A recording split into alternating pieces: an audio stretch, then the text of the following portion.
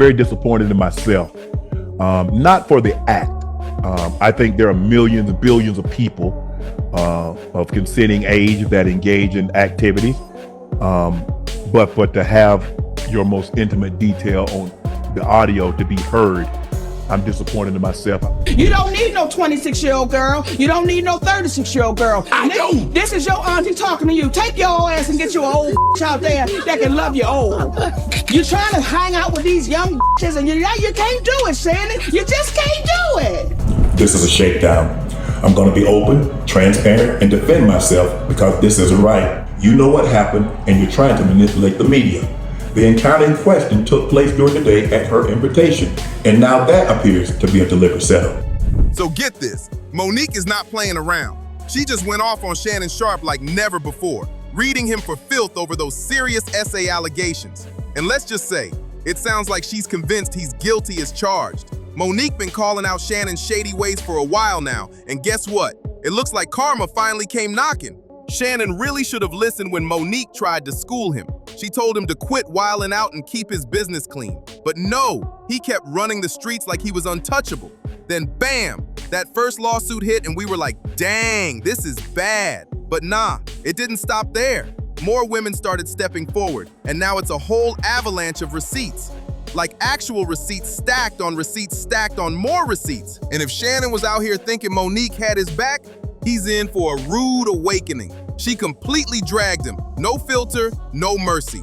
She said everything, and trust, it wasn't cute. Now word on the street is, a lot of folks in Hollywood already knew about Shannon's wild side, and now they're chiming in too. One by one, people are speaking up, and the tea is steaming. Everybody's saying the same thing. Shannon's been out here acting reckless for a long time, and Monique, she's not even trying to defend him. She's speaking up, loud and clear. Honestly, none of this should be shocking. Monique warned him straight up. She told him if he kept chasing after them super young girls, something real bad was gonna happen. And while Shannon never came out and said it, he made it pretty obvious he's into much younger women. Now it's all catching up to him, and the spotlight is getting hotter by the second. Now let's talk about one of the biggest things folks can't stop whispering about.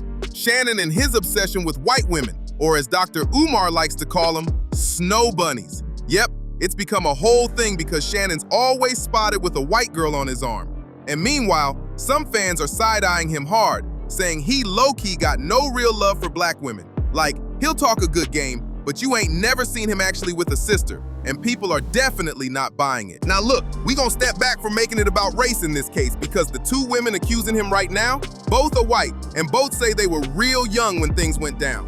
One of the women, the most recent one, says she was just 19 while Shannon was 54. Yeah, that's legal, technically, but it had folks raising eyebrows all the way to the ceiling. Let's rewind to last year. Remember when Monique pulled up to Club Shay Shay and dropped some truth on Shannon? She told him flat out, stop chasing young girls and go find yourself a grown woman who will love you right. She was looking dead at him like, let me tell you what Shannon needs. Let me live my life, but my baby needs a real one. Then she named a woman, Ella Doran, saying she'd be perfect for him. Now Monique, she don't hold back. She'll joke with you, sure, but she don't lie. But from the way Shannon was laughing in that clip, you could already tell he wasn't gonna listen. And here's the kicker. According to the lawsuit timeline, Shannon was still messing around with the accuser at the time that whole episode was filmed. Yep, still getting into all that behind-the-scenes action. What's even messier is that the alleged assault claims came after Monique gave him that warning. So if he'd just taken her advice and chilled out, he might have avoided this entire storm. But nah, Shannon's been open about his wild side. Even back in 2023, when Ocho Cinco tried to hook him up with Yvonne Orji, everybody already knew Shannon liked to keep things freaky. Now, in case you didn't know, Yvonne Orji is in her 40s and still a virgin, and proud of it. But Shannon, he wasn't about that life at all. He straight up said he was looking for a sinner, whatever that means. But let's keep it real. What he really meant was, he wanted a freaky girl who's all in. And guess what? That search for a nasty gal might have been what got him tangled up in this whole mess. Here's the thing. Black women go where the love is, but Shannon's choices always got people watching him sideways. Like, this ain't even the first time fans gave him the side eye over a sketchy relationship. Remember last year? Oh, you know what I'm talking about. That whole wild situation with some woman named Michelle went down live on his Instagram, and people were shook. It happened on a random Wednesday, September 11th to be exact. Out of nowhere, a live stream popped up on Shannon's page, and let's just say, the audio, it was very grown. Not PG, not even PG-13. It was the kind of noise that made people stop and say, wait, what is going on? Neither Shannon nor Michelle ever showed their faces, but that didn't stop people from catching every little sound. And just as quick as it started, that live stream disappeared. Poof, gone. But not before folks screen recorded, shared it, and flooded his comments with all kinds of questions. Shannon didn't waste no time trying to clean it up. He jumped online claiming his account got hacked. Yep, he blamed it all on some random hackers. He even posted a message saying, "Beware, my Instagram was hacked this morning. My team and I are working vigorously to figure this out." But here's the thing, right after he posted that, he deleted it. And once he did that, people really stopped believing him. Most folks said, ain't no hacker behind that mess. They saw it for what it was, and let's just say, the damage was already done. Eventually, Shannon had to quit with the cover-ups and just spill the truth. On his Nightcap podcast with Ocho Cinco, he finally came clean about what really went down with that messy Instagram Live situation. According to him, it was nothing but an honest mistake, a chaotic accident that got way too real. He said he tossed his phone on the bed without realizing it had started a whole live stream, right before things were about to get extra private. Instead of keeping it behind closed doors, it ended up out there for all 3.2 million of his followers to hear. Shannon said he was super embarrassed and disappointed in himself for letting it happen like that. But some folks ain't buying it, not for a second. People started throwing the word staged around fast, and it caught fire online. Shannon tried to shut that talk down real quick. He insisted that it wasn't some publicity stunt and that he didn't plan any of it. It was an accident, that's it, he said. Still, fans weren't falling for that explanation. Like, come on, how do you accidentally go live on Instagram and not notice? Especially when it's getting that spicy. It just wasn't adding up for a lot of people. And then the conspiracy theories started flying. Some folks began saying Shannon did it on purpose to squash the long-standing rumors about his sexuality. Others thought maybe he leaked the audio himself to distract everyone from something even bigger that was about to drop. And let's not forget the audio itself. It didn't help his case at all. People said his voice in that clip didn't sound natural, like he was acting or trying to put on a show. It all felt way too staged to be a mistake, and fans were quick to call it out. Whether it was an accident or a calculated move, one thing's for sure, people are still talking. You already know, when the internet catches wind of something messy, it runs with it. And in Shannon's case, the way he handled that whole live stream drama, it just made people even more suspicious. Like if it was really just a random accident, why get so dramatic about it afterward? Something just didn't sit right. And then came the mystery of Michelle. Like, hold up, who is she even? Her name came out of nowhere and Shannon's explanation didn't help clear up a thing. He claimed his assistant Jordan was the one who ended the live stream, but that made folks raise their eyebrows even higher. If Jordan had access to the phone during all that, could he have started it too? The math just wasn't mathing. A lot of people started saying Shannon was dancing around the truth. Like, come on now, if there's nothing to hide, why all the confusion? Now, stepping back a bit, Shannon's history with women, it's been messy, to say the least. But the real question is, how did we go from accidental IG leaks to full-on lawsuits?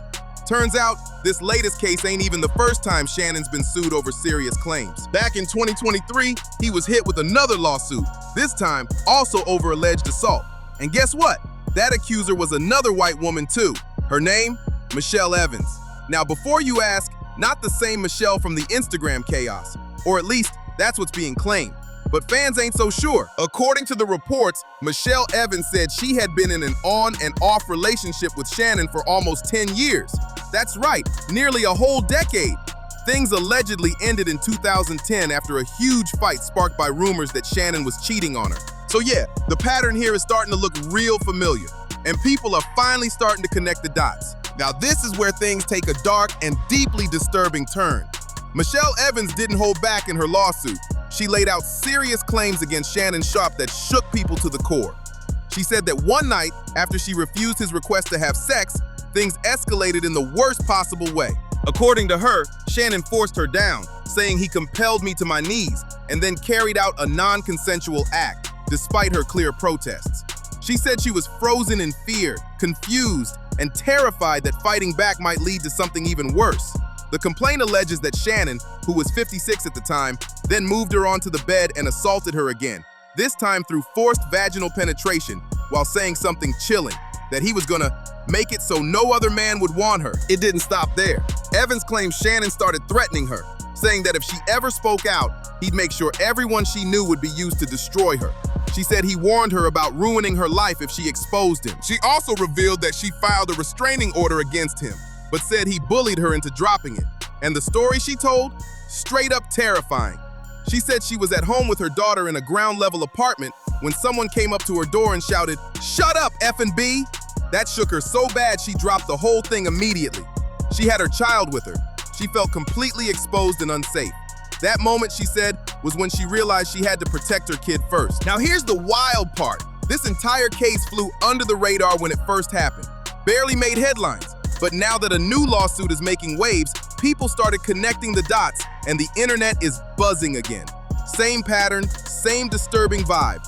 And folks are asking why this was ignored the first time. Shannon finally responded, but let's just say it didn't calm things down. He basically brushed it off, saying that when a famous person gets caught up in controversy, all sorts of people come out of nowhere with stories from the past. He called it old news, claiming people try to prove some kind of connection to the celebrity just to get attention. But with the details sounding this serious, people aren't letting it slide so easy this time. Shannon's camp came out swinging, claiming that this whole situation is being twisted out of control. His legal team said what's going on right now is nothing but fanciful exaggerations and straight-up lies, shared online and in the media, with key details left out on purpose. According to them, this isn't just a misunderstanding. It's a full-on attempt to create a fake narrative to ruin his name. And they pointed straight at the Michelle Evans case as an example. They say when she couldn't find a lawyer willing to take on her claims, she filed a civil suit on her own, one they described as completely without merit. Shannon's side insists he hasn't had any contact with her in years, and they're standing firm that he's innocent. Bottom line, they said, Shannon's done nothing wrong, and he plans to fight back with facts, not made-up stories. Shannon and his legal team have been battling hard, especially now that there's a second lawsuit on the table. This new accuser filed anonymously as Jane Doe, but Shannon and his attorney went public with her real name, and even exposed the fact that she's an OnlyFans model. That move had fans raising their eyebrows like, wait, are they trying to shame her into silence? His lawyer claims she knew Shannon was about to land a huge deal and decided to use that to her advantage. He straight up called it the classic definition of blackmail. Then he said she wasn't just some random woman. She was someone who charged people for role-playing and fantasy content online. What she does on OnlyFans is for money, the lawyer said. This is who she is, based on the facts. She charges men to play fantasy roles. But that bold move sparked even more drama. Jane Doe's attorney, Tony Busby, wasn't about to let that slide. He clapped back hard by leaking some private text messages between her and Shannon, and one of them was heartbreaking. In the message, she wrote, "I cried when you left because I begged you to put protection on and not put it in my behind, and you didn't." That text hit like a bombshell and had the internet spinning. Now people are questioning everything, from the intent behind exposing her identity to whether Shannon's team is trying to silence her by discrediting her character. This whole case is getting deeper by the day, and the receipts just keep piling up. Listen, I don't care what the history is, no means no, period. And hearing all this about Shannon, it's getting harder and harder to wrap our heads around. Things took a whole new turn when Jane Doe's lawyer, Tony Busby, dropped the real bombshell. Shannon allegedly offered her $10 million to keep quiet. According to Busby, their office reached out to Shannon on behalf of Jane Doe to set up a meeting. Several conversations went down, and eventually, they moved into mediation. Shannon was repped by a whole different legal team at that point, and that back and forth went on for over 6 weeks. But here's where it gets wild. Shannon reportedly made a huge offer during those talks, $10 million to settle the matter quietly. Yep, you heard that right, $10 million. But Jane Doe said nah, and instead of taking the money, she filed the lawsuit. Busby explained that if Shannon's team truly believed the case had no merit, then why did he make such a massive offer to begin with? And get this, Shannon's own lawyer confirmed that the offer was real and in writing. That part had everyone shook, because now folks are asking the obvious. Why would he offer that kind of money just to keep her silent? Like, we're not saying Shannon did it, and we're not saying he didn't. But come on now, $10 million ain't pocket change. In this economy, either he's really got something to hide or he's terrified of what might come out. Whatever it is, it's messy, and people are talking. Now, on top of all that, His team is being accused of trying to discredit Jane Doe by exposing her identity and past. And yup, they're also going after her lawyer, Tony Busby. But Busby made it clear he's not backing down at all.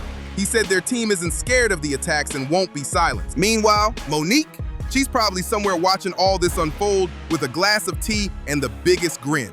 Because she warned everybody about Shannon a long time ago.